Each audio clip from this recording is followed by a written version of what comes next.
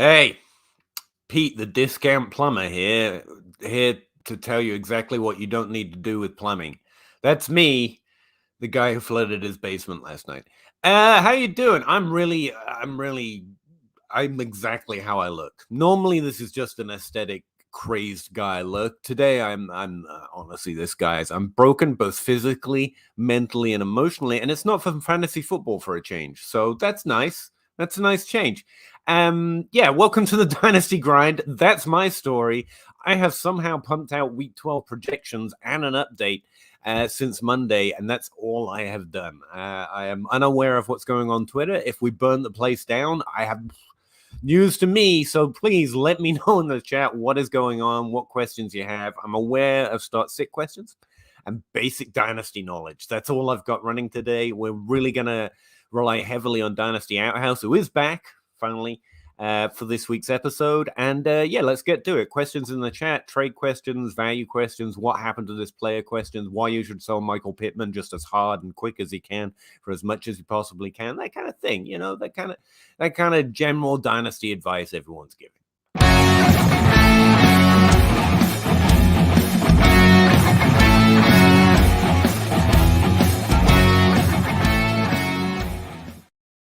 I'm done, Russ. Your turn. Go. Well, you attack me twice in that opening. First, it's like finally back. I'm like, I missed 1 week, Peter. Come on, That's not good enough, man. It's not good enough. And then you start attacking Michael Pittman, saying to sell him as far fast and high as possible. And it's just like, ow, my heart. No, I have had several thoughts this week. Just several, actually. That's all I've had room for. And one was quite clearly how I am lower on Michael Pittman. But in this culture, in our new culture, this is what's wrong with you all. This is what's wrong with our culture, right?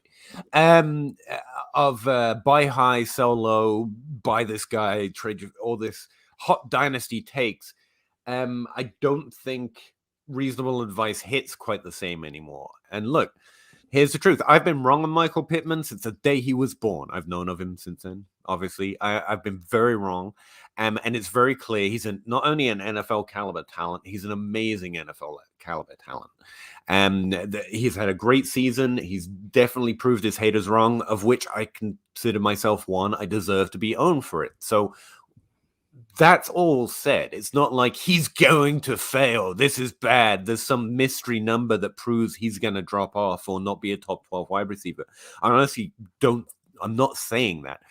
What I'm saying is when I look at the value market, the player whose profile I don't think matches up to where he's producing is Michael Pittman. It doesn't mean he's not worth nothing. It doesn't mean you should definitely sell him, but that's where I am at on him. Just because over the long view, nothing to do with how good he's obviously proven to be, but just the type that have multiple years of consistent and high volume play. Michael Pittman isn't it for me. Partly it's just because of his, it wasn't a bad, but it was a slightly underwhelming college profile. Partly it's how long it's taken him to work into a decent target share and role this year on a much improved team, which I really think is the trick here. It's partly that his volume numbers look like good volume numbers for the wide receiver twos in other good situations. But all of that sounds like I'm panning him. But the truth is he has proved himself to be far more than I thought he would end up being. It's not like he's not going to be a good player in the NFL. But if I'm betting on where there is weakness in the value, because I think he's accurately valued high. Like he's been good, but there's a reason I was low on him. And that's because his overall profile, and even this year, doesn't fit the type that I think his value should rightly be in holistically. But hey, I'm essentially betting on what happens most commonly, and Michael Pittman clearly isn't the common thing. But that's just sticking to process, not noticing something bad about the player. So that puts you in this really potentially awesome situation. Sell Michael Pittman, and then when he's not a top 12 wide receiver next year, do victory laps, or honestly admit he should rightly be valued higher. I'm just slightly lower. And so I think I would trade out if I could get that value right now. Well, in November, DLF ADP, he's wide receiver 20. I mean, I think it's actually still pretty low. That's why I haven't been pushing it everywhere. But I saw a few things when I signed on today, like literally an hour ago, and it was about like Higgins versus Pittman. I was like, well, I clearly want Higgins. Like that's not a question to me. And where his value is, he always seems to be the ultimate question. Sorry, I didn't mean to interrupt. Keep going. No. By the way, wide receiver 15 for T. Higgins. But I mean, let's look at the people in a couple of spaces. Let's start at 15, I guess.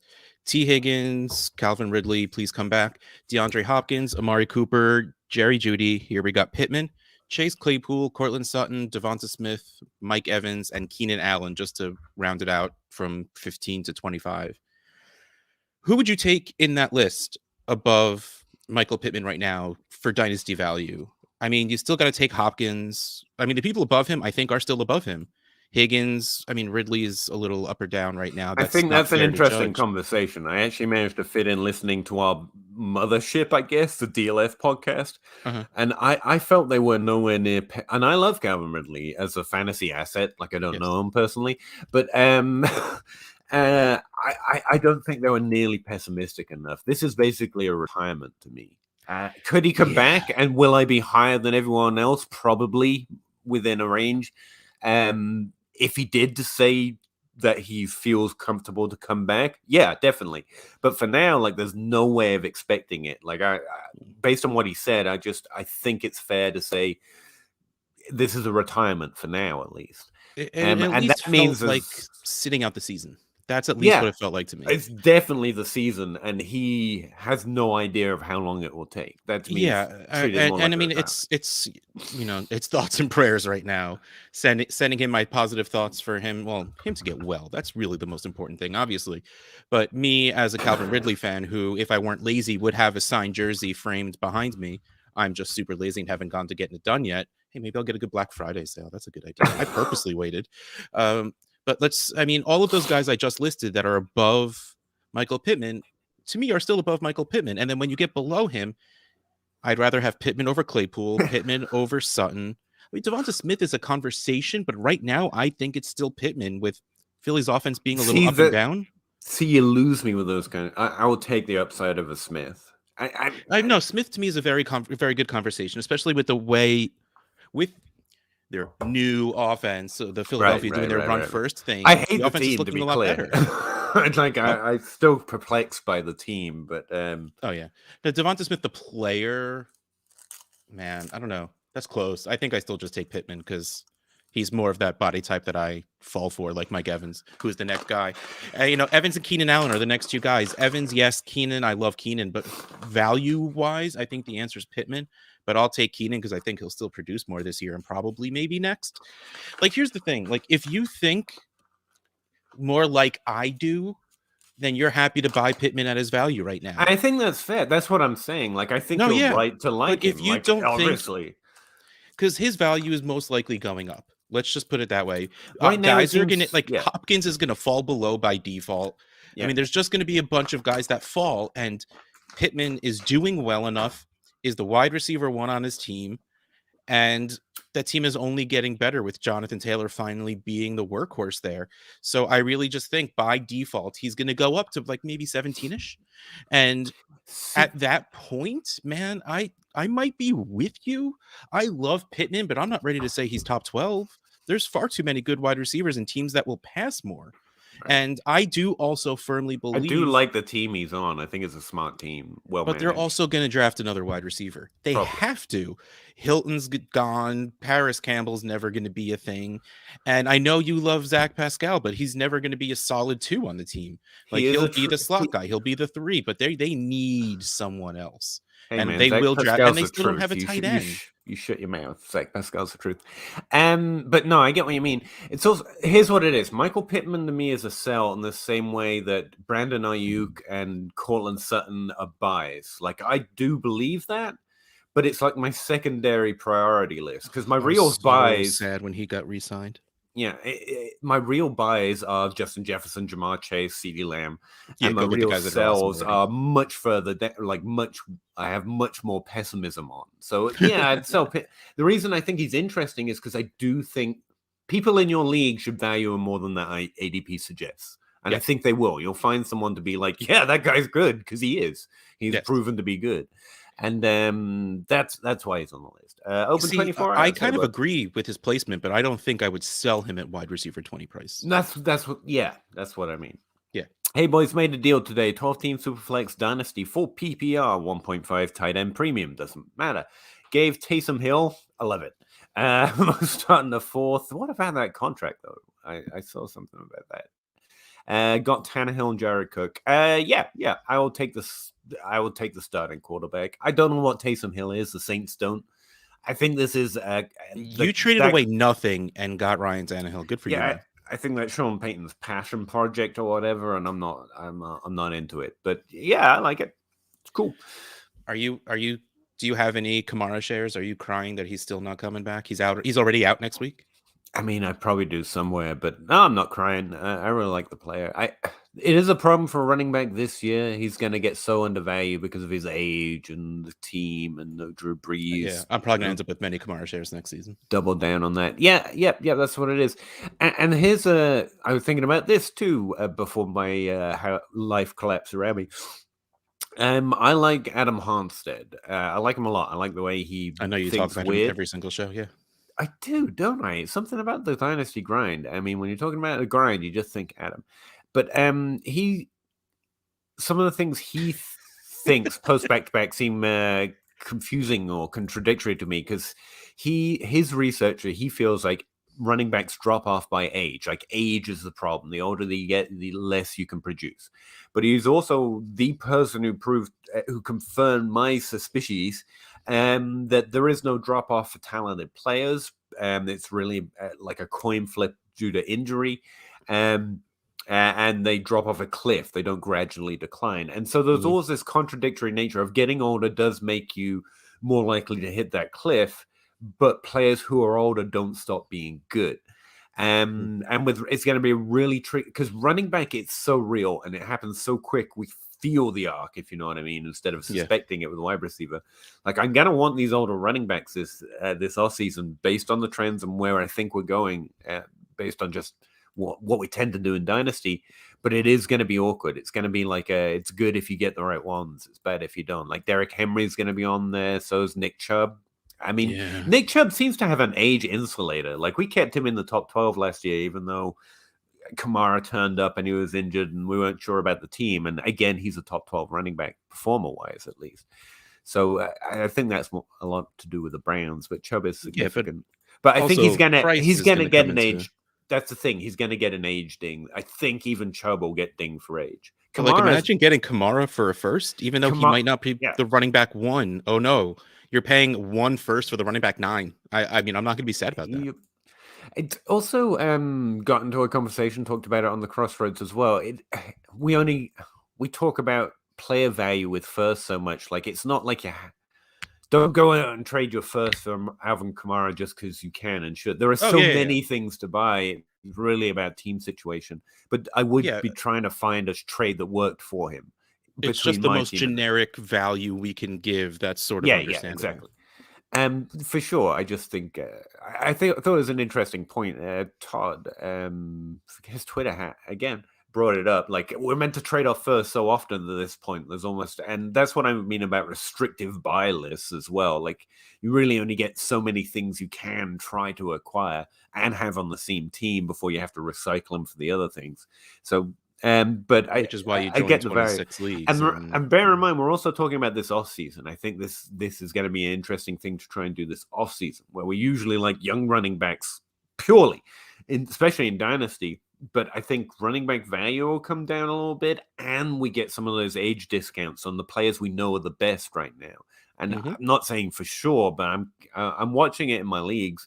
You're in one of them, so like heads up, you've got most of the running backs in that league. So. I know it's the weirdest thing in the world. It's the only team I have running backs on. Matthew Biddle, how you doing, buddy? I joined the stream last week and told you guys about my team status. Well, we appreciate that. The RBs are bad. Only notables are Miles Sanders and Michael Carter, and it's sad that is a bad RB room. To be honest, those pretty good players. Well, if Carter didn't go and get himself hurt, it'd be a good RB room. It's been a rough year, and my wide receiver core is of young talent. There are follow-ups. I have 3 firsts, 4 seconds, 3 firsts, 3 thirds in the 2022 draft. Start trying to move to 2023, to be honest, including the 101. What would you aim for in the draft? In the draft, I have no idea. I have no idea who those players are. Do you know? Is it a super flex league or no? Because Here's the crappy part about everything I'm hearing about this draft class. It's okay. You know, the quarterbacks are pretty good, and the problem is going to be, actually, it's not a problem for you with all of these firsts. While not super flex. All right, so never mind. This doesn't even occur to you. Doesn't even matter to you. Isaiah Spiller, Brees Hall, and Walker, and I'm completely blanking on his first name. Those are the three dudes that you need to pay attention for right now. Close enough. I mean, Spiller is more people's one than anything else that I believe, from what I've heard. But you're not going to know until draft capital and team landing spot. A lot is, see, in Superflex, what I was going to say is, I was talking to Kane Fassell the other day, and he said that almost all of the quarterbacks this year are playing in the Super Bowl, in the Senior Bowl, which is rare. So kind of a bad thing. Depends. Yeah, the fact that they feel the need to do that is kind of bad, but also that's very good because everyone gets super hyped at the Senior Bowl. That's true. Which case, in Superflex, it's going to bump those quarterbacks up a bit. So you might not need a top 4 pick to grab a really good running back. You're going to have 3 running backs as your 1, 2, 3 in a 1 QB league. There's going to it's going to be the 3 running backs, and again, it's going to depend on capital and again it ties back into, well, we're going to want young running backs. Most of the young running backs are going to be new. It's going to be, they're going to be the story of this class. I don't know anything about this class yet. I really start my rookie work in the off season, but I can tell you some things about it generically, Matthew. One, this RB thing is actually a trend that's going to affect how we value these rookie players, even not knowing who they are. And I think that's worth knowing. 2, there are going to be great players and great fantasy players in this class. Just know that. I think the class is going to be talked down overall, and it's going to be talked about a deep class rather than a rich class. But then again, they said that about 2021, and it looks like a pretty damn good class. I expect it to be an underwhelming and disappointment class in hindsight, just because we're kind of due for one of those. But there are going to be good players here. So I would be...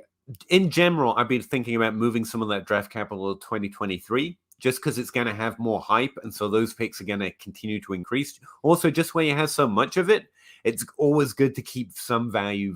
You want some cash laying around, okay? Or go the other way around. I would trade, if you can get Javonte Williams for one of those picks, I would easily do that. You can also try and get into some players that way as well, and that's definitely worth exploring. But I would be exploring those ways of moving that draft capital around. Your toes on that. No, you're good. I don't think I was thinking about mentioning that because I was in the draft capital mindset. Having said that, I think 2022 class is going to be under-talked. Like it is right now. It's starting to get a little muted vibes. Apart from Ray G. Q, who basically loves every draft class and will hype you up on all of it. He's so excitable. He is fun. He's just fun. Yes. And he loves players so much, and that's part of what makes it so good and also so fun to listen, and definitely check him out. Along with Kane, they're great for Devi analysis. But I think this class is, in general, in broad, going to be less valued than the 2021 or the 2023. So if your league's not there yet, it's worth trying to get some 2023 capital anyway. Even though I'd be try that broadly. But if you go and try and do that and you find people already there in your league, don't be too scared of this class. You can move them for players, like Russ said, but there will be good players here. Just almost be more willing to stick to your guns, because it's not necessarily the number 1 wide receiver is going to be the best wide receiver. If you like the number 3 better, be willing to reach a little bit. But again, not knowing more about this class, I'm talking in generic terms, but that's what I suspect of this class based on patterns. But also from what I hear, you're absolutely correct. There is a tier of like 15 wide receivers. There is no Jamar Chase. There is no one dude that's above everyone else. So you will be able to pick your player, pick your landing spot, pick your draft capital, whatever it is you look for in who you like to draft in wide receivers in your dynasty leagues, and go with it, because you're going to find your favorite. There isn't going to be as of now, there isn't a consensus favorite. And even if there is, who cares? Take the guy you like.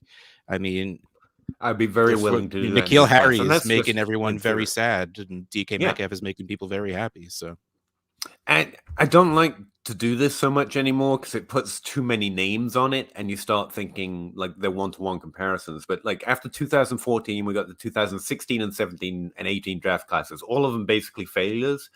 But go back and look, there were great players there. If you could identify 17 draft a failure?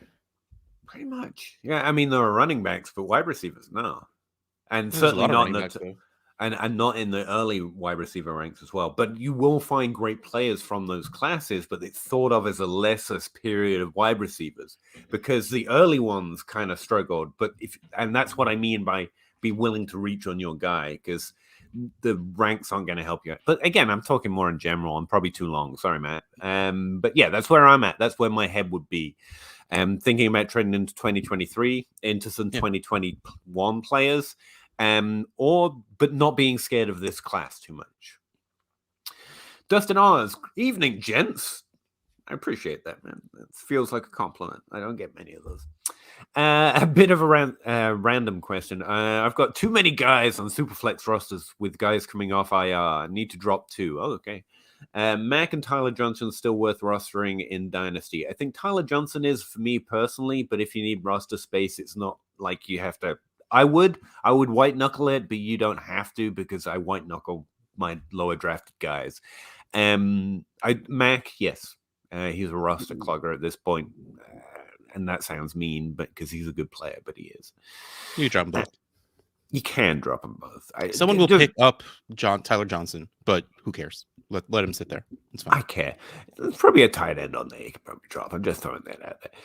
Having a tough time dropping them. Still think they may have value. And try and trade him for a third or a fourth. See what happens. And throw it to every single team in the league. Mac being a running back, he's gonna have value at some point. He'll be behind someone else and be the sleeper running back and probably have a few games because he's a good player. But he's a roster clogger. You don't know when to start him. He doesn't have enough value to trade, and it feels tough to drop him. I think that's a 3-part definition. Ryan McDowell has. I'm struggling today, guys. Okay, I can't remember names. Not Superflex. That was from earlier. We're behind again. Spock 498. Hey, buddy. Thoughts on Russ Wilson? I like this Russ. He's pretty cool. What would be his trade value as of now? 12-team Superflex. I mean, it should be pretty dang high. He continues to fall off in the second half of seasons. I continue to say that's not like a natural law, but he continues to try and prove that it is. He's a phenomenally talented quarterback, and a Superflex. Most quarterbacks should be worth 2 firsts, and Russell Wilson should be worth more than that. He's going to look great in a Giants jersey next season. That's fine. Yeah, he's phenomenally talented and a quarterback, and don't worry about age as much as everyone tends to want to. With quarterbacks, no, you don't have to worry about that. If you're just really trying to churn a roster or a rebuild, then yeah, I definitely more than 2 firsts to a team that's contending or not scared about age. I don't know if you'll get more than 2 firsts. I don't know if you'll get it, but that's why most of the settle for 2 as long as one of them's decent. Okay, yeah. If you're really rebuilding, yeah, okay. If you had ETN, how would you trade him? It depends on the league, depends on where those rosters are. In general, you're going to go to the bottom 3-4 teams, see what they've got that's about points, even if you're not trying to win, but you still think it's going to be good next year, and you offer ETN for that guy. And maybe ask for a second, because ETN's going to have more future value. Yeah, go for it. I think so. I have recently acquired 2 shares of Travis Etienne on teams that are rebuilding. Paid practically firsts because they were part of bigger deals, but practically first in each of them. And that's cool. That's fine. Honestly, I don't really have super faith in Etienne. Not to lie, I don't have faith in the Jaguars. Plus, I do believe James Robinson is still the dude there, which means Etienne isn't going to be a workhorse, which I don't know. I don't think he was anyway, but that's besides the point. I think Urban wanted him to be, honestly, to be clear. I think he wanted him to be a freaking slot receiver because Urban Meyer's terrible at this. But so many. Okay, so here's if you have him on your team, your best move is at the trade deadline, if you have them, which you shouldn't, right after the season ends, when people are like, oh, my team sucks, I'm going to be the first to start making moves, or 3, when that first video comes out of him running. boom, prices go nuts. Always with running backs, when they're injured, that first video of them just running in a straight line means absolutely nothing about anything. Like, they tear their ACL and then they're running in a straight line, and we're excited. Like, no, the problem isn't running in a straight line. The problem is digging your foot into the ground and cutting and, getting hit in the leg. Like, those are the things that matter. So, but it doesn't matter. We get so excited. The second that there's a video of him looking healthy, his value will go up a little bit. And maybe his voice will go up a little bit. I don't know. But yeah, any of those times. But honestly, I don't think it's getting higher than a first anyway. So at any of these points, if someone's like, no, here, I'll give you a first, or here, I'll give you this player worth a first who is hopefully young and has a future, just like ETN is, yeah, go for it. Yeah, it's think of him as a discount first. Like, he is more limiting than a first because you only get the one player, not potential of many others. But that's about where his value is at, and it's going to continue to increase as time moves on, and he gets closer and closer to being healthy, because he will get closer and closer to being healthy from there, especially in the off season where you don't have week-to-week games where you could re-injure himself or get injured again. That's where I'd be on him. Which ultimately, I think, for your question, the way I would try to trade him is you don't have to trade him right now. Timing isn't everything. If you get a good deal, you can, but don't feel you have to undersell him right now. That's first off. Second is literally my method would be go to look for the teams that are definitely aware that they're trading for the future, because I think they'll be more willing to trade for ETN and see what they've got, what you want, and what reasonable deal you can work out with them for. It doesn't necessarily have to include a first or their first or your first or their second, anything in particular. It's just a deal that's fair around that value for both of your teams. That would be my methodology. And maybe those 4 teams don't want to, which is fine, which is where I wouldn't panic. I think he's going to continually get easier to trade from here on out. Yeah, Russ made that point. It was a good point. My head was in wide receivers. Dustin Oz, appreciate the response. No problem, man. What else are we doing here, to be honest? You articulated my feelings on Mac better than I could. I agree. I just needed that affirmation that dropping him is a smart move. I mean, no problem, man. I appreciate it. It's just my thoughts, though. I get stuff wrong, but I really don't think, like, if you dropped it and it turned out to be wrong, it's a smart move, and then I think 9 out of 10 good players will also make that move. So process over results, baby. Yeah. Everything could go wrong. What do you guys prioritize in a rebuild? Value. Wide receivers. Which is why there's, wide receivers kind of top the list in terms of players, because they play longer. The value tends to stretch longer as well. But ultimately, the reason is the value. Like, you're just looking to stockpile enough value that you can rebuild the team strongly. Wide receiver is a great way of doing that. Well, you want players that hold their value the longest, and the players that have the longest, I think I just said that, hold their value the longest. Because here's the thing. Rookie wide receivers, in a normal world, rookie wide receivers don't produce. These guys are just doing too freaking well right away. But usually it takes 3 years. So if you're rebuilding, you still don't want those points right away. So Michael Pittman is a great example. Didn't do much his first year. Second year, doing great. But if you were to draft a rookie running back who you do hope to score points right away, you're hurting yourself a little bit. So the best way to really do this is get the players that need time to mature, grab a bunch of wide receivers. I like to grab a couple of dart throw tight ends. No one of any value whatsoever. Give me like the Hunter Longs and Jacob Harris's right now, and just stockpile a bunch of them. And then as you get a little closer, one QBs are pretty cheap. So if you can grab, I mean, like before the season started, if you grabbed like Mac Jones or Zach Wilson, cool. But then when you have that wide receiver core that's built and ready to go, if one of your tight ends hit, one of your QBs are ready to go, that's when you start spending your capital on the guys that will score. That's when you grab your running backs. If you didn't happen to hit on a quarterback or a tight end, that's when you send a second for the Kirk Cousins of the world. I mean, it doesn't take much to get a quarterback into one QB. Tight ends, if it's not one of the top 3 to 5 tight ends, you can get, especially if there's no premium, you can get a good tight end. You can get Gesicki or Goddard for a second and plug those in, and all of a sudden you're competing. That's why you get the players where you actually wait for the maturity on your team to happen, and then you get the guys that have the shorter career spurts, the guys who don't necessarily hit right away. You throw them in. You need to build a core of your long-lasting value and then slap the rest together as you go. Yeah, exactly. I just go more generic than that. With it's about the value, and I think the getting creative with it is a really interesting idea. Like, you could have been making a play on Ertz, which in a one quarterback league, very easy to get a quarterback, very easy to get Ertz over the last 3 weeks. His value shoots up a little bit now. Even if you just add a little bit by trading him right back now this season, you can make it. And that's why I say value, because you can get a little more creative with it. Like, where quarterback and tight end, it depends on your league. You really don't have to be creative, but I'm in league with fucking degenerates like Russ here who literally see you coming. So you got to try what you can.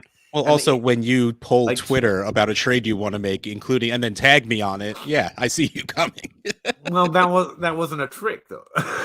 That wasn't trying to, like, think about it. You made the perfect win overall. A fair trade, but you think you can get more value than points out of it is essentially what I'm saying. And with tight ends are always going to be a little undervalued, especially in one quarterback leagues, even in sharp leagues, because we think wide receiver, we think running back, then we think tight end and quarterback in one quarterback leagues. And it's not like those guys don't flip their value as well and have difference making points some years. And so sometimes I investigate the Geseckis and the Fants because I think they'll be more valuable at some point, and they're a little easy to trade for. It's not like they're easy. You don't get them cheap.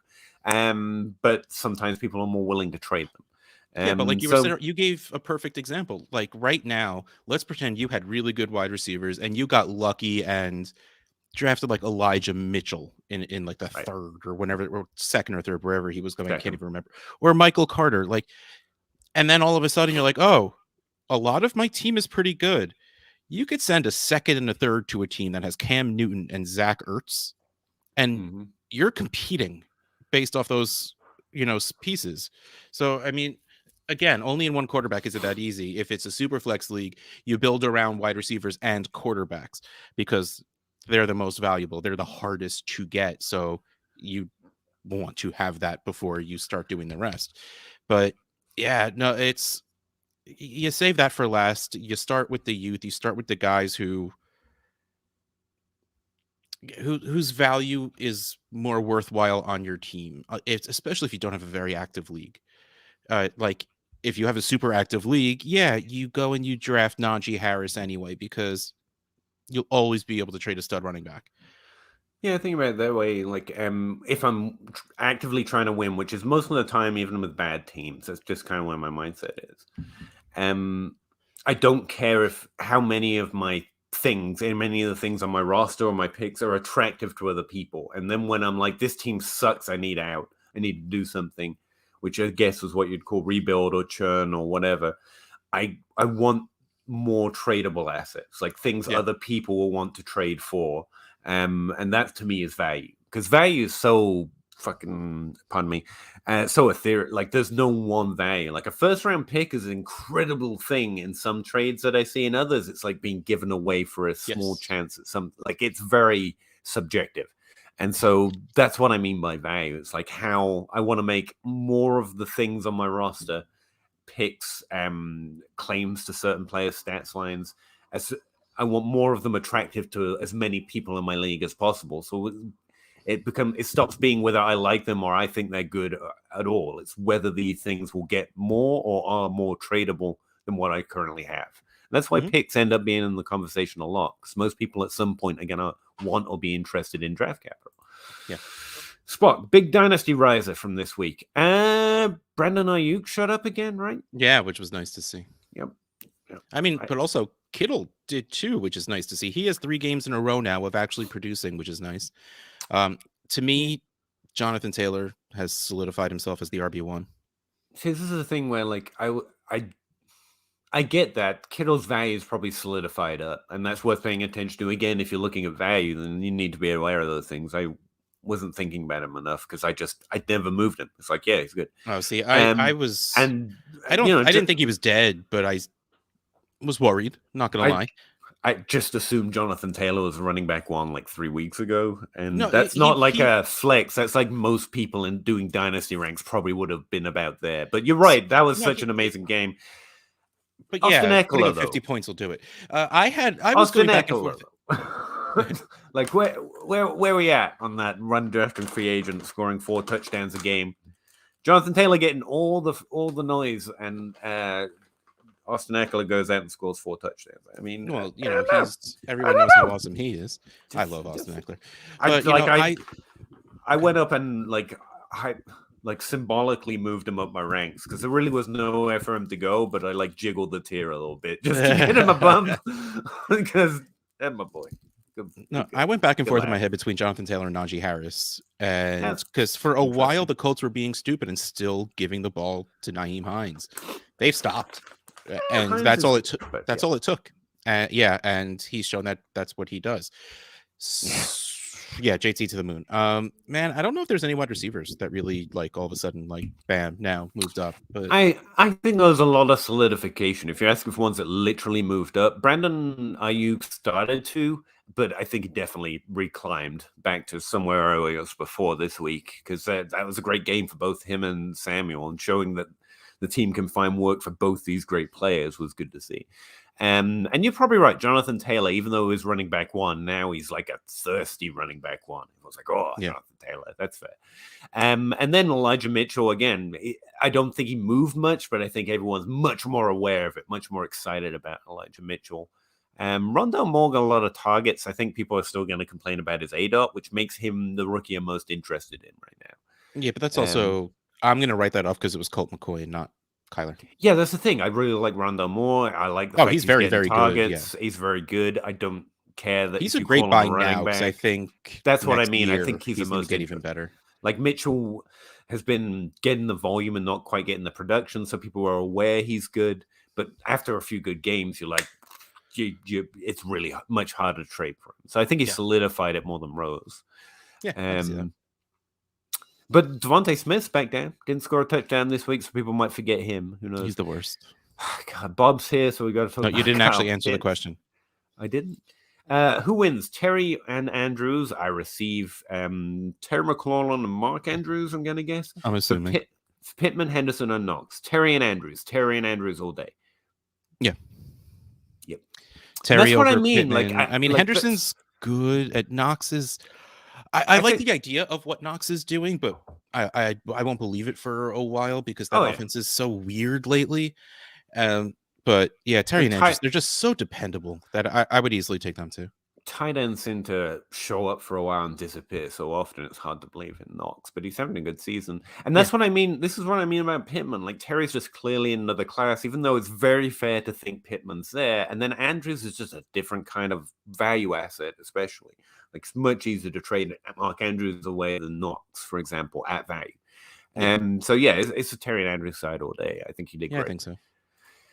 Bob wants to know about Kyle Pitts. Get Kyle Pitts. No, because how? His price is way below his value right now because of you, basically. Because of you. I tried to trade for Kyle Pitts in a league that I'm blowing my team up. And my beautiful, wonderful, brilliant, amazing co-host Rocky Petrella said he would not trade Kyle Pitts for Nick Chubb and Mike Evans. Right. I can get Mark Andrews or George Kittle or Travis Kelce at this point, or freaking anyone easier than Kyle Pitts, because the guy who's got Kyle Pitts in my league has been correctly told by you and John Bosch that he should be worth everything. So his price is just below his value right now. He's underwater or whatever they call it. Dustin Oz. I have Seals Jones. Condolences?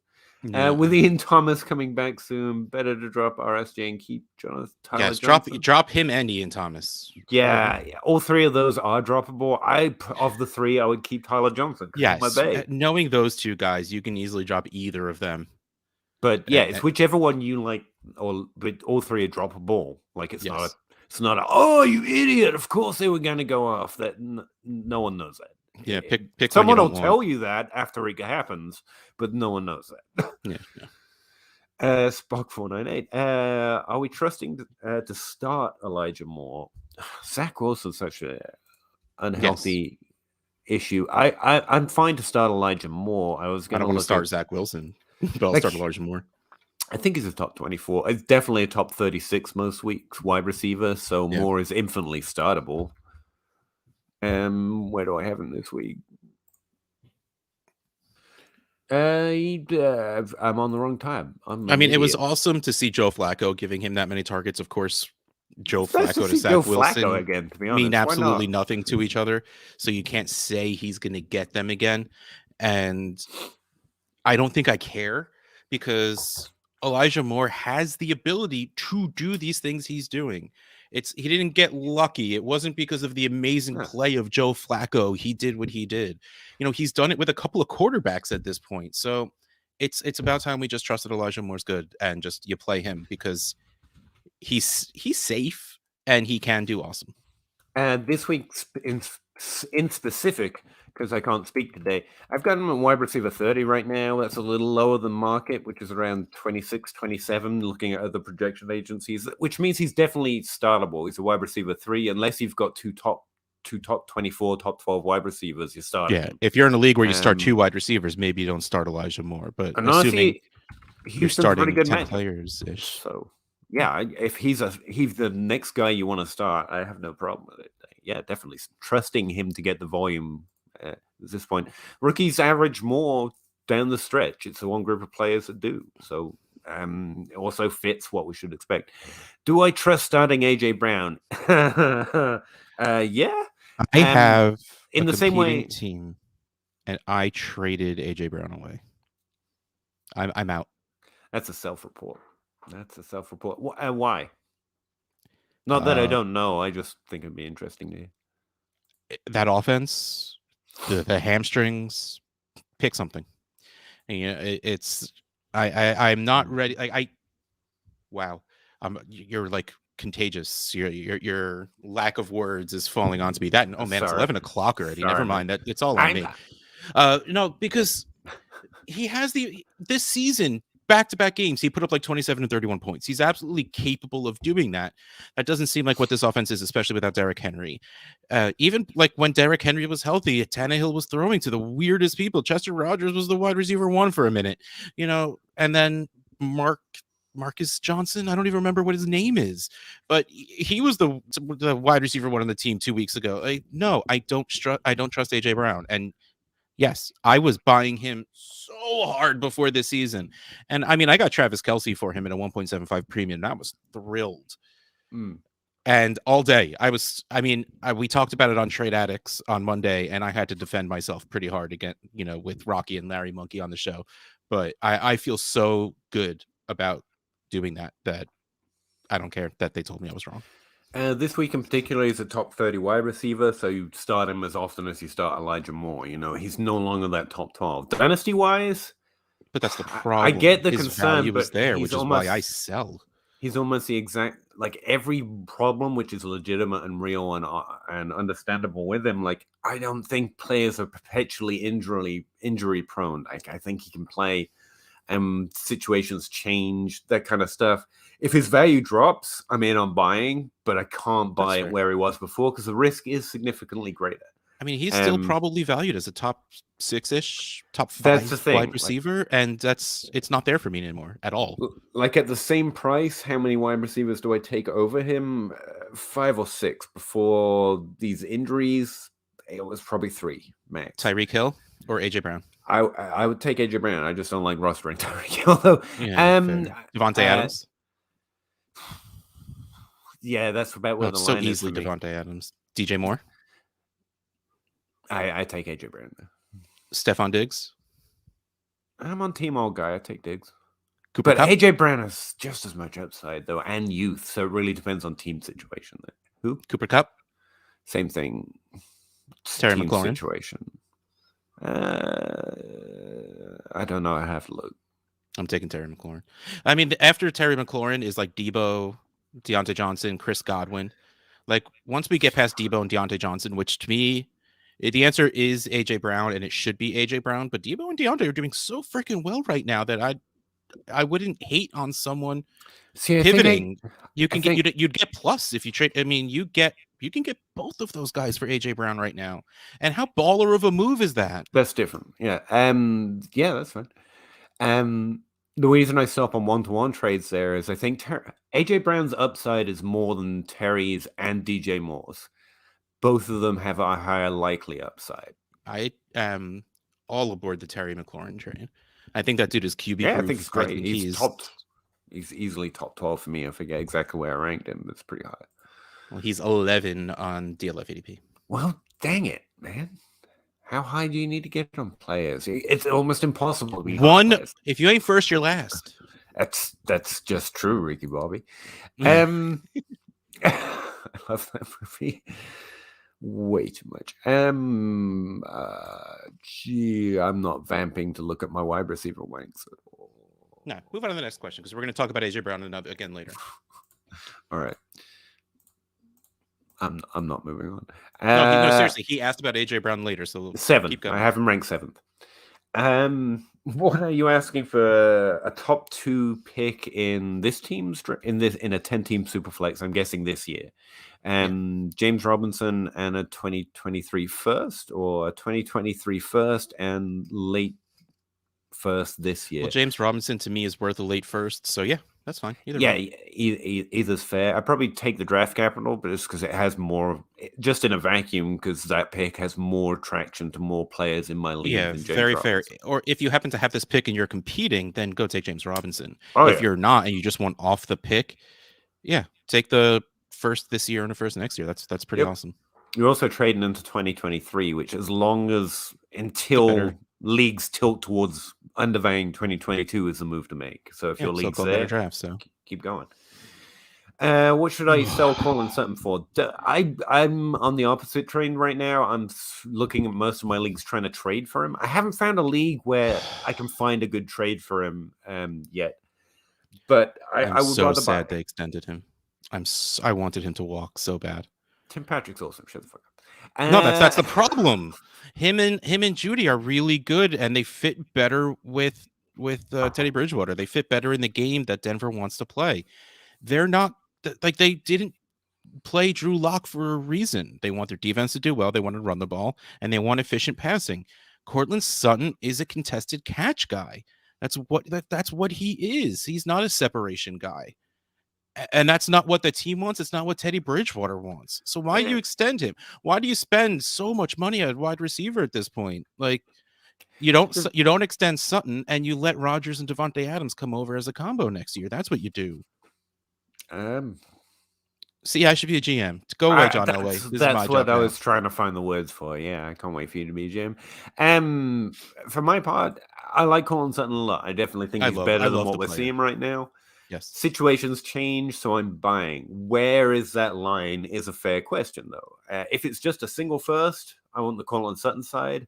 You're not getting more. I honestly over that. Buy for a first, sell for a second. It's in that weird spot right now. Like, honestly, like between the two. And because you shouldn't necessarily trade first when trying to get better at that, what kind of player are you trying to send? Like, if I can sell, even if I'm competing, if I can send Darrell Henderson and get Cortland Sutton, there's more dynasty upside in that. Yes, 1000%. And that's a trade that could happen because Darrell Henderson scoring a lot of points right now. No, and he's good. That's a perfect trade because Darrell Henderson is worth like a late first right now. So you should be looking for that good running back scoring points that may have a good role next year, but isn't locked in definitely James next Robinson. year. James Robinson is another good example. A wide receiver, you shouldn't do same position trades, in my opinion. Correct. But I think you should. I've probably got to move Cortland Sutton down. That's painful. Yeah, well, I mean, here, like even in November ADP, Cortland Sutton, and let's go below him, Devonta Smith, Mike Evans, Keenan Allen. You're not getting any of these guys. Marquise Brown, Mike Williams, Jalen Waddle, and here you hit Allen Robinson. He's that range, but old guy. Right, but like also Keenan like Rashad Allen, Bateman. I don't know if you're not getting Bateman at this point. Tyler Lockett, you might be able to do. They're too young. The value's just too different. Brandon Ayuk, here's wide receiver 33, Elijah Moore, which I don't think you're getting Elijah Moore for Sutton anymore. Juju, I love that move. Juju Claypool, maybe. Well, He's a little deeper. But... Well, no, Claypool is right up next to Sutton. Yeah, exactly. So if you want to do that swap, those are the type of wide receivers I'm thinking of making a deal around to get rid of Sutton.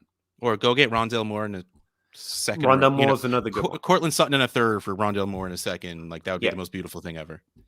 So and you got to go see go see what's on the rosters in your league and what team might be interested in Sutton and who they have kind of in that range, and see if you can work out a deal that you like. That's again the method. Bob is talking to Spock. I am moving AJ Brown before people realize how old he is. He's 54. I broke the news. I don't care.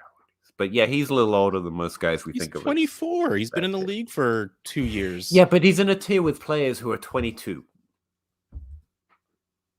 You mean even wide receiver right below him who's 27, the wide receiver right below him who's 28, they're coming the wide receiver right below him who's 24, the wide receiver right below him that's 27, the wide receiver right below him that's 28, the wide receiver right below him is 26, the wide receiver right below him that's 25, the wide receiver right below him is 25, the wide receiver right below him is 25, and then we hit T. Higgins who's 22. Oh, but then there's the 26, 29, 27. Their values off. AJ Brown is spoken on in a conversation with Jamar Chase, Justin Jefferson, CD Lamb. He's talked about with DK Metcalf because he's big and good and fairly young, but he is the older of that group. And Bob may have a slight point. It doesn't panic me, but I think Dynasty might react to that, especially with injuries. He's the same age as Terry McLaurin. Jackson G. I traded Mark Andrews, Gaskin, and Mike Williams for Clyde Edwards-Helaire, Hawkinson, and Devonta Smith. I'm hoping, not Freeman. A few weeks back, and now watching Goff play makes me want to throw up. That's fair. That's a fair reaction. What young tight end do you value more than Hawk? That's not Pitts. No one.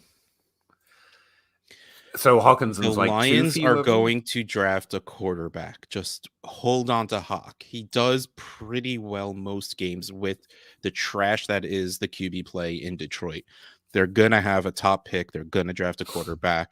That quarterback is going to love Hawkinson, who is pretty much the only viable pass catcher. So just don't panic. Ride it out because Hawk is very, very good. Yeah, I think I value him below, and I gotta update my ranks. I value him below Andrews, Kittle, Waller, Pitts, Kelsey. But you got to realize it's a really high tier. Hawk's the youngest besides Pitts out of all of them. Yeah, which is why I said no one. That wasn't meant to say that Hawk's my tight end 1 or 2 or anything. But just everyone above him is older. The 2 I have ranked above him, which I don't think is right because I don't think it's obvious why. But I want to acquire Noah Fant and Mike Gesicki more, because I think they're good and will keep producing and easier to get. But my rank, with my ranks is screwing people up. I think I might just convert back to value. But if you wanted to do Hawk for Fant plus, Hawk for Gesicki plus all day, even Goddard, he's older, and he just got the extension, so he's safe.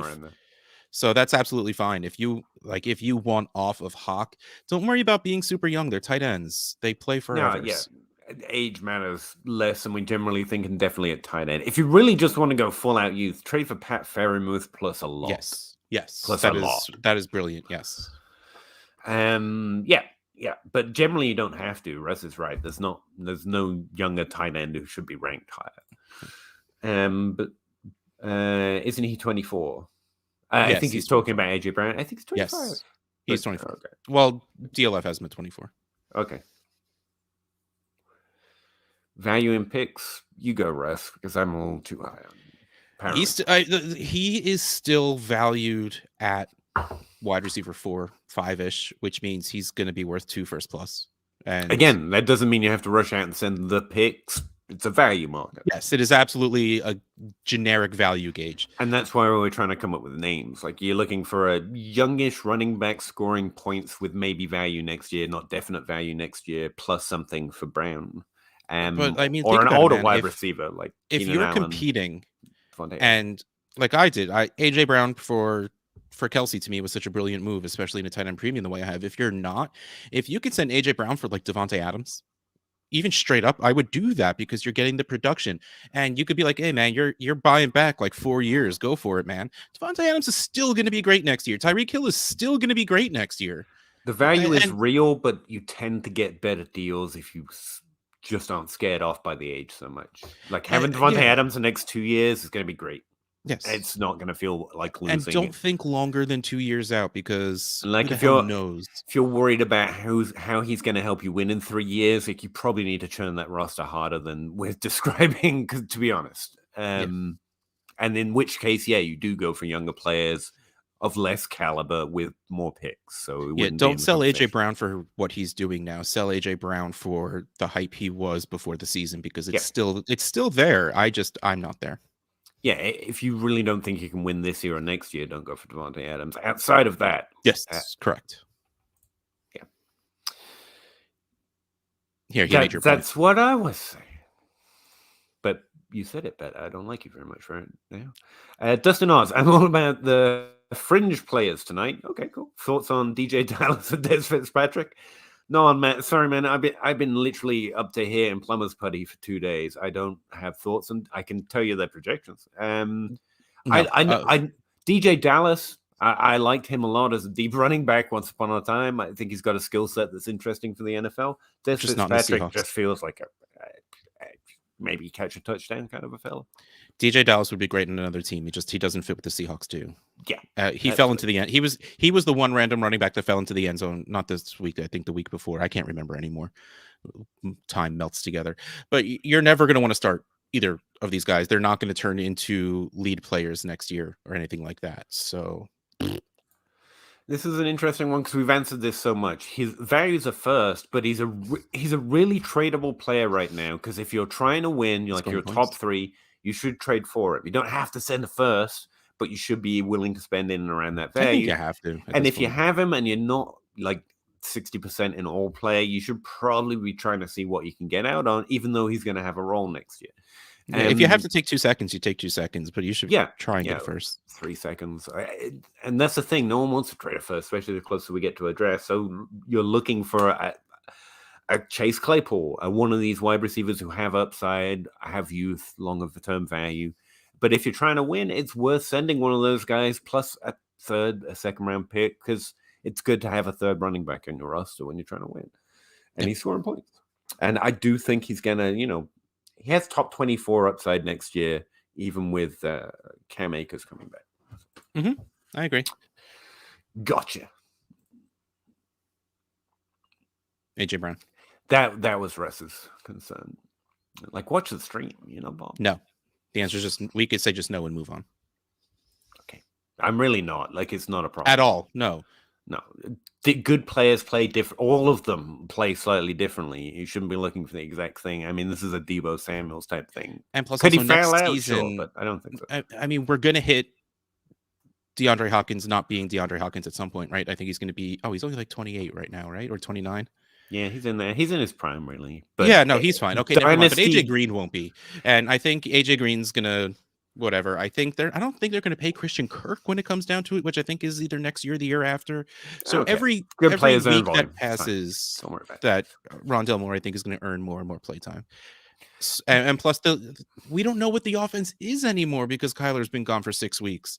So I think I'm exaggerating. It might be 4, but whatever. It feels like it's forever. But no, don't be scared.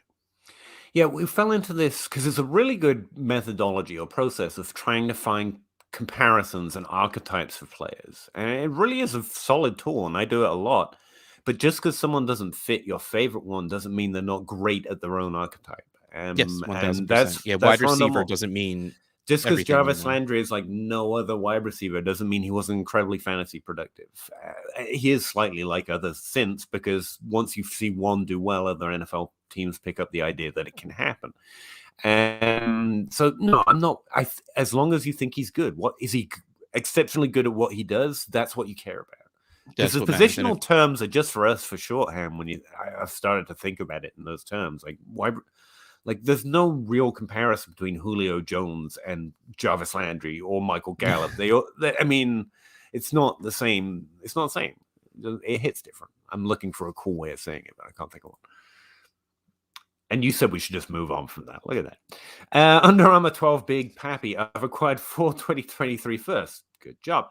Good for and you. depending on the price. Do you guys think the value will go up, or is everyone already valuing them peak value? No, I think picks always go up in value. 1,000%. I really thought that about 2020 picks. Like at this point, how can we value them more? And it just honestly continued to be better. There is a peak, but I really don't think we're at it. They're not as tradable right now as they will be the closer we get to the draft at minimum. So no, again, it's not about the timing; it's about the trade, though. If you're getting offered, God's elbow or something for a first, I don't know what that is either. I just I'm gonna use that though. It's just a thing I said. Look, if you can get a God's elbow deal, you take it. Yeah, obviously, as the common saying goes. But if you don't, you should be feeling no pressure. That is essentially the value of picks, because you don't have to. You don't have to draft a player. You don't have to get rid of them. They're liquidy, and that's what's nice about them. So don't liquidy. If you're getting peak value trades, trade them. But no, you don't have to. Michael Thomas is woefully undervalued based on the ADP I've seen. He's like wide receiver 30 and something I saw posted the other day, and that's silly. He's a buy. He's a strong buy for me. Yeah, because especially you're going to probably be able to send a late second for him at this point, because you're going to have people that just want nothing to do with him. And the truth is, he's a very good wide receiver that hasn't gotten hit in 2 years. So there's a chance he comes back and he's good. Unless my team is seriously over the hill, in which case I'll include some of them in the deal anyway, because you do have to maintain that balance. Michael Thomas is a clear buy for me. For me, I don't know. His talent's good. Joannis, hey, welcome back. Hola, amigos. I'm sorry, I butchered that. What's Ramondre the Rhino Stevenson, ultimate upside next season. Top 24 running back. No, for the Patriots, he could pull a goddamn LeGarrette Blount. He really could, and have who the hell knows? It's TD so dependent top 12 season. His value, though, I don't think it will climb above any New England running back value. It's top 24. You're struggling to get a second. If it's easy to trade him right now, then I would, because even though he has that upside, his value is always going to be a little patrioty, Hopkins is 30. He's done, and he's a Bosch guy. Can't wait to see what he does. Yeah, it's a weird thing. Wide receivers hit their prime, and in Dynasty, it's a graveyard. It's fun. What do you guys think of doing with Hopkins? Depends on the team, Bob, but I'm not scared that he will stop being good anytime soon. Yeah, I'm with you. He's on most of my competing teams at this point. Values and performance. Joannis, does Tutu's rookie season matter? It matters a lot. Okay, at this point, you're going to be strongly concerned, and not because he's small, but because he didn't earn shit. He didn't get on the field with shit, and that's the problem. Yeah, he's hard to run. He's on my Tyler Johnson list. I want to cling to him just because I want to see how that work. I want to see that work out. And they were great in college, but roster spots are valuable, and sometimes it's difficult. It matters a lot. It sucks which also the fact he was a 3rd round pick. This is because this floor was possible. So unfortunately, that's where we're at, Giants. Sorry. I was offered 3 first round picks and Jalen Waddle in exchange for Najee Harris. Take it. Currently, yeah. It's not. I like Najee Harris a lot. I really like think Najee he's going to be Harris. great. It's going to be great going forward. I don't care as much about efficiency, but everyone's worth 3 first round picks.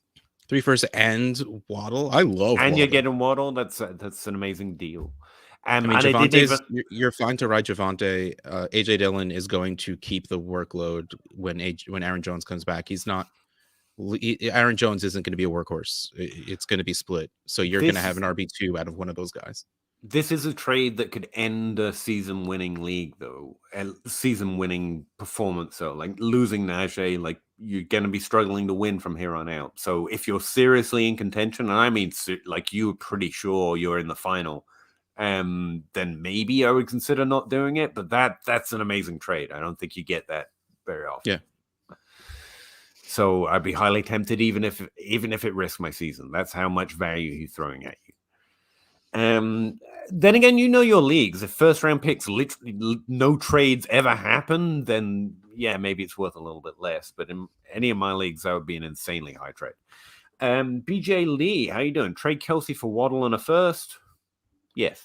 Rebuilding thoughts. Yeah. And I love Kelsey. I think he's going to be good again next year. Again, just because he's old doesn't mean but that's too much. Again, like the last one, it's not that you have to, but that's all the value. That's as good a value as you can know. Waddle's this is a great rookie season from a player I was uncertain on coming on. He's one rookie I've really moved up in my ranks. And I don't think this is the apex of his game. Like, he's being used like Jarvis Landry, but he's more talented than that. So I think with the evolution of that offense and Tua getting healthy, hopefully, that I think he'll be able to do more. And let me say, I have more trepidation than most over Waddle because I was a little uncertain about his rookie profile because he didn't play enough. And I didn't like him. I would smash that. You're going to be able to trade Waddle so much easier to more players than Kelsey. Kelsey's a very team-specific kind of target. That is a very good point too. Rondo had extremely low ADOT in college and now in the NFL. Yeah, that was he was in college. I agree he's good at catches, screens, and making people miss, but do we think that's going to be productive? Catches, yards, and volume is always going to be productive for fantasy. If you're asking me, is it going to be Calvin Johnson? No, but I mean, like, think about it. Could he be that productive? No one's really was that productive apart from Julio. Do we remember what Golden Tate was when he was on the Lions with a healthy prime Calvin Johnson? He was great. And picture Rondale Moore, who's probably better after the catch than Golden Tate, who was one of the best yak guys in the league at the time. And on a Cliff Kingsbury offense, who's a 4 wide receiver spread him out offense, as opposed to the Lions, who just, I don't know, did they ever leave the power I back in, the early 2000s? Probably not. So absolutely, I don't care. Debo Samuel is the easier corollary right now. He's more of a rusher than Rondale is, but it's a similar type of role, and that's productive as hell right now.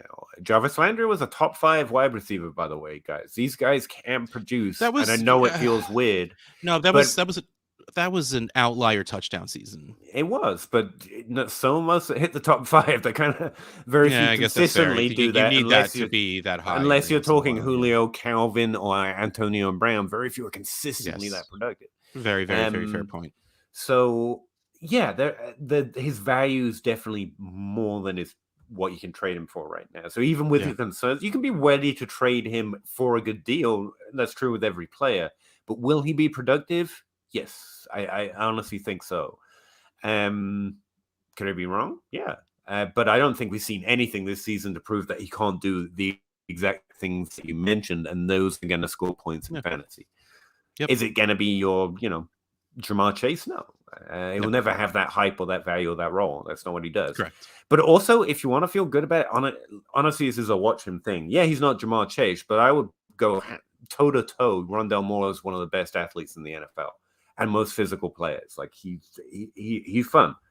He's not just a small down the field guy. I mean, Marcus Brown gets it in the neck for the same reason, but at least Rondale Moore's thick, So I mean, that's just saying. Have you watched Hawkeye yet, Russ? I'm so behind on TV. I still have to watch Cowboy Bebop first, and then I'm going to watch Hawkeye. I need to watch TV. I've cut TV so far out of my life. Like, TV to me now is I play YouTube videos in the background while I work. Like, that's all the TV I get. See, the problem is, I usually have to wait till my family falls asleep. We have 27 viewers right now. Look, sorry. I got today, guys. At 11:30, go to sleep, people. I get that we don't have work tomorrow, but come on. Don't tell them to go away. I really appreciate it, everyone. Thanks. It's really fun to get to talk to 20 people a week just about fantasy football. It's the coolest thing in the world. And Hawkeye as well. Would you sell Tim Patrick for a second or a third? I have traded for Tim Patrick for that price. That's the price. I was actually going to mention this earlier to you. Like, as I think the resident Tim Patrick undrafted free agent truther, even in Denver, I think Cortland Sutton's coming back. I think Tim Patrick is living on touchdowns right now, and I love him. He gets looks, but man. I think 9 times out of 10, Cortland Sutton's the answer by this time next year, But so, have faith. You're good. He'll contest a few catches, and it'll be fine. Hopefully, they can get a quarterback who can actually, engage in that kind of behavior. I don't know why I said it like that. Too many viewers. I'm all nervous now. What a Saquon Barkley's value now. too low. He's been in the league a couple years, and we are thirsty for young guys. I honestly think Barkley and CMC are going to be interesting this offseason, the same way we were talking about before. Like, I get now we've seen struggles like every player is going to have eventually. That all the, he was always not quite there, and all the rumors about what he's actually not great at are coming out. I think that's after the fact, like that guy's physically kind of on another plane in terms of what he can do at running back. That's where I'm at. I mean, he's Christian McCaffrey tier in terms of actual ability, and that's 2. That's 2 in that tier. Right? I don't think Jonathan Taylor is as good as these guys. I think he's amazing. I'm trying to highlight how much I think these 2 are capable of. Do the Giants suck? I mean, light her up for the fans. Saquon Barkley was the running back 1 on the shitty Giants team. It does. When you're struggling, your team to be on a good you've got team. nothing to help you. You've got nothing to help you when you're having your own struggles. And this year he's having some. But I don't have any questions about him. And I'm still up on full. I'm still up on full price Saquon Barkley. Not gonna lie. That sounds fine. I don't discount him because of he stepped on a dude's foot and twisted his ankle. And already his first game back, I know he didn't get a lot of work, but he still had over 4 yards of carry and had like 4 catches. I mean, this is what you remember when you're thinking about Jonathan Taylor right now, because this is the conversation back when Saquon Barkley came out, and this guy is, I honestly think, slightly higher tier than the amazingness of Jonathan Taylor. Like, Jonathan Taylor can step on someone's foot and twist an ankle. He can get hurt, not because he's weak or because he's injury prone, just because he's in fact tough human. Damn life, man. He's amazing, but the ability doesn't go away. He's going to get hurt at some point. Frank Gore's wow. Good for you, Rock and Talk. I mean, that's what Saquon Barkley does for me right now. Is thinking about Jonathan Taylor. Is he worth all the picks right now? Yes, but Barkley is no less worth great, because he has had more years in the NFL. This is what happens. AJ Brown or Elijah Moore and a first.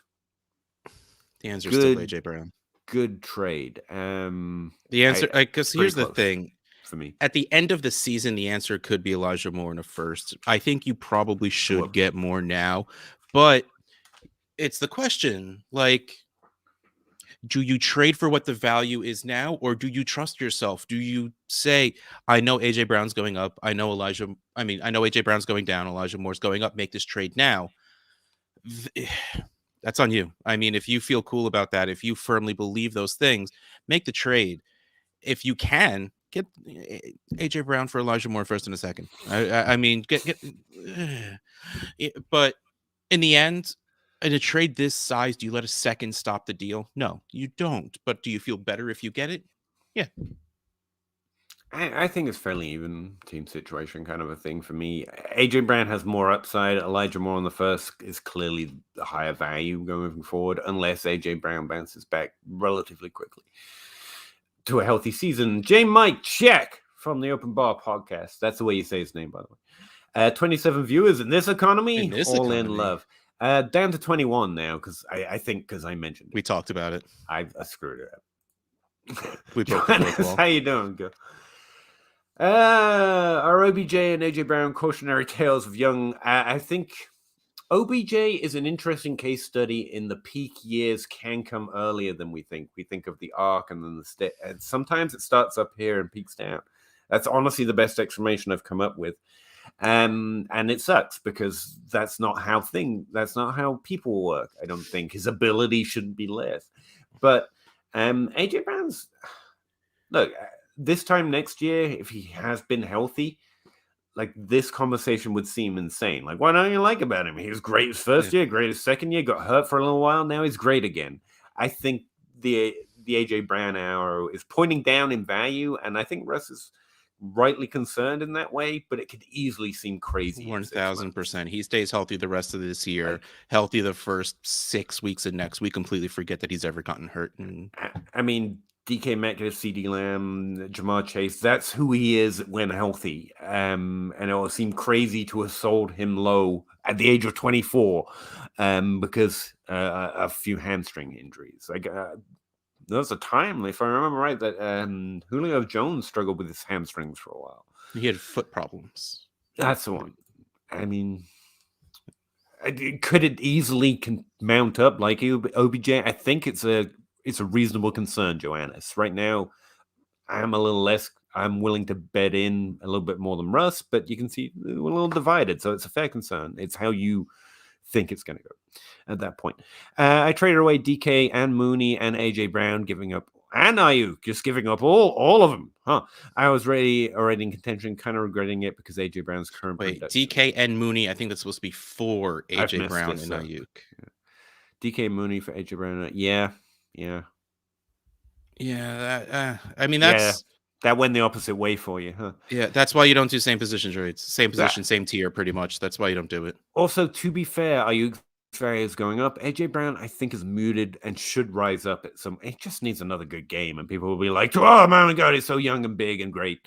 And there'll be a sell window there. Right now, it's rough for you, but I think you did a decent job in the trade insulating yourself. The floor here isn't terrible, unless AJ Brown continues to be injured, like Joanna said, and then it's a little rough. Maybe the idea of building around wide receiver and Dynasty isn't a sure. Yeah, it's definitely not a sure thing. It's not the only thing. You're building around value and then trying to pummel a year with points. It's essentially the way I think of it. But wide receivers, like Russ was pointing out earlier, the clearest path to building with value because it's longer term, more stable, and everything else he probably said. I can't remember. I wasn't listening. But it's definitely not a sure thing. Again, there is no sure thing. That's the truth of it. I think wide receiver is there because of value, because we believe it's stronger. But honestly, the numbers between running back and wide receiver, there's an edge at wide receiver. But even the repeat rates are like 3 to 5% higher. It's not as strong as we value them differently stronger. Like the chances of finishing top 5 next year, if you finish top 5 this year at wide receiver, are 3 to 5% higher than at running back. That's a lot smaller edge than we probably genuinely recognize. And I think it's a very good thing to know. But the real reason we build on wide receivers is... even if they don't, they still have value. Primate, and the age of when they're in their prime is a little further back than running backs.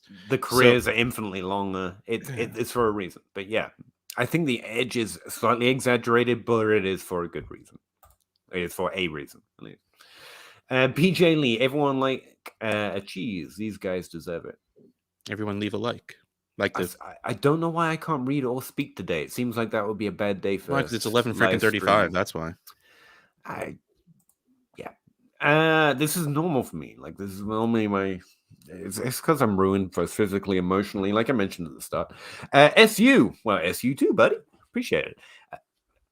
Would you sell OBJ for Donovan Peoples-Jones? No, and a late 2026. The second makes it tempting, but no, I'd rather see what happens on the OBJ train, especially this week. I mean, McVay expects a big work. He only needs one good game for everyone to at least value him as a second plus. He really does, because that's what we do with wide receivers, and that's where I'm at. Like, you can trade him to me for more next week if he just has a decent game this week. And so I would wait for that period. But also, I wouldn't hate taking that either. So totally, I wouldn't hate it, but honestly, you're gonna be dropping Donovan Peoples-Jones. There's going to be half of your league that doesn't want to touch OBJ, regardless of what he does. Yeah, that's so fair. It depends what the other half thinks. You can hold. That's where I would play it, but it's as good a trade as you're getting right now. And if you're just done with this ride, I think that's fair. Yeah. And you know, in a couple weeks when we know more of the answer, people will call you an idiot or hyper small. But honestly, hyper stupid, smart, whichever. Honestly, no one knows. Like, it's our best guesses, and that's why I would take the ride. But it's very fair to say there's no clear leading indicator to prove what you should do. They'll just tell you the was after the fact. Joe Smith, what would you want to receive for the 101 or the 101, depending on which way you look at it, in 1 QB? I don't know this draft class yet, but I tend to trade a first for a first and a second. Okay. I have the trade analyzer values pulled up, and while they don't have the specific picks in just yet, you can do early. There's 2022 early first. Okay, so let's go up a little bit.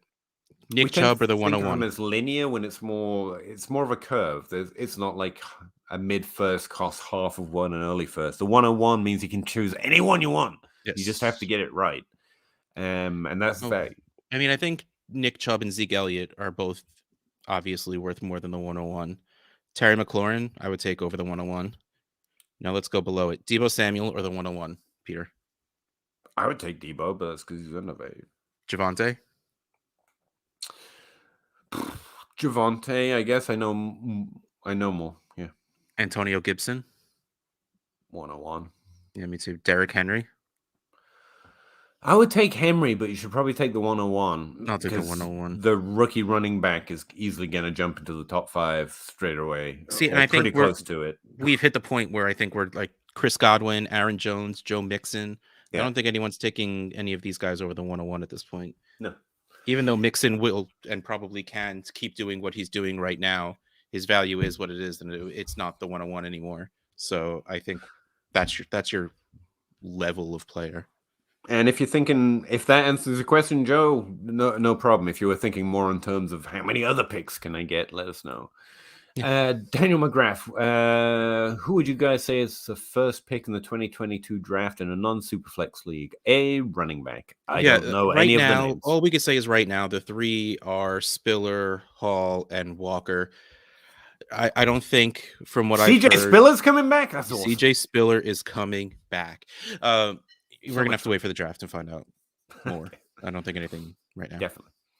But I can say fairly confidently it's going to be a running back. But yes, 1,000% it will be. And we're really accurate with our running back ones. Like the worst result in the last 5 years is Claire Buzelaire, and that's not been terrible. No, that was bad process. The answer was Jonathan Taylor. Well, it was, to be fair, even the ADP was kind of split there. ADP or Jonathan Taylor. And either way, we're good. Running back tends to be a pretty good bet early. Even in our rookie drafts. Even Trent Richardson, like the poster child for a running back, finished top 12, I think. Had a good season and a half. In his first year, the value went up. So, rank Gibson, Dobbins, Akers, Thielen, and CEH. No, you don't know me, Joe Smith. No. Dobbins, Gibson, ETN, CEH, Akers. Yeah, I think I put Gibson at the top. No, which I did this before. It's Akers, Gibson, Dobbins, CEH, ETN for me. Something like that. Yeah, you're wrong. Of course. Thoughts on my QB room. I have Jalen Hurts and Justin Fields. Brilliant. Awesome. I love that QB room. That's great. You have all the upside. You can trade either one of them on the very because they're young and good and will score. I really still believe in Fields. Jalen Hurts is already doing it. And everyone finally realized that the hate for the last few weeks was way overblown. And it's just, Fields has been good. It's just rumors that tomorrow's Nagy's last game. Really? I have no thoughts or feelings.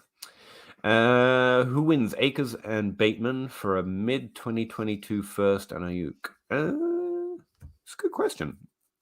I think Ayuk and Bateman, I like acquiring both now. You can probably Bateman over Ayuk, but it's very close.